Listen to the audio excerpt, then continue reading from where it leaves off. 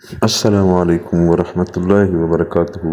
میرے پیارے دوستو، یہ دنیا فانی ہے۔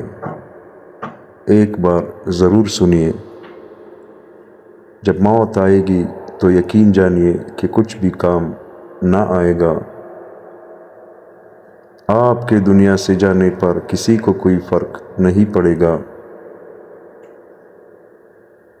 اور اس دنیا کے سب کام کاج جاری رہیں گے۔ آپ کی ذمہ داریاں کوئی اور لے لے گا۔ آپ کا مال وارثوں کی طرف چلا جائے گا،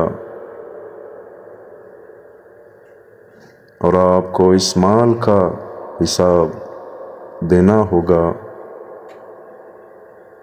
موت کے وقت سب سے پہلے چیز جو آپ سے چلی جائے گی وہ نام ہوگا۔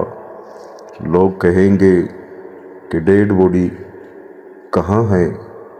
جب وہ جنازہ پڑھنا چاہیں گے تو کہیں گے کہ جنازہ لائیں۔ جب دفن کرنا شروع کریں گے تو کہیں گے کہ میت کو قریب کر دے۔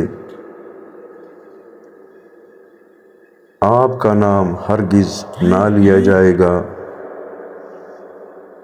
مال حسب و نسب، منصب اور اولاد کے دھوکے میں نہ آئے۔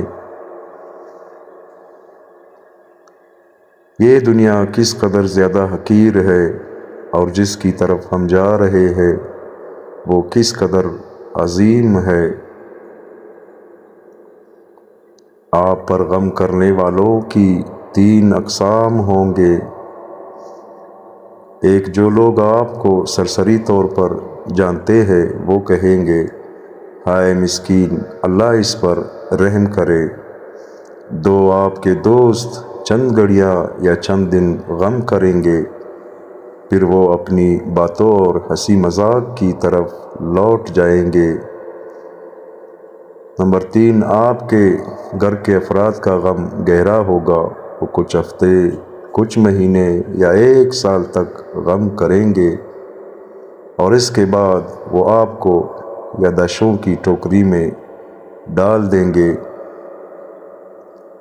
لوگوں کے درمیان آپ کی کہانی کا اختتام ہو جائے گا، اور آپ کی حقیقی کہانی شروع ہو جائے گی، اور وہ آخرت ہے۔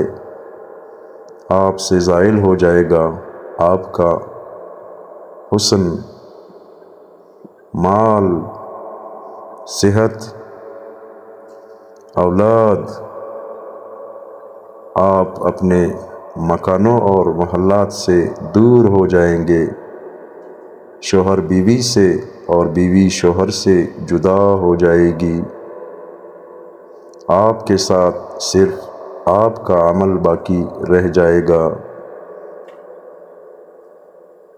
یہاں یہ سوال پیدا ہوتا ہے کہ آپ نے اپنی قبر اور آخرت کے لیے ابھی سے کیا تیاری کی ہے؟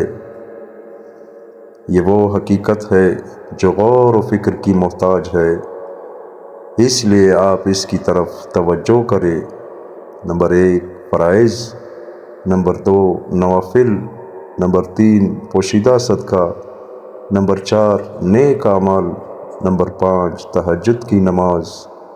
نمبر 6، اچھے اخلاق کی طرف، شاید کہ نجات ہو جائے۔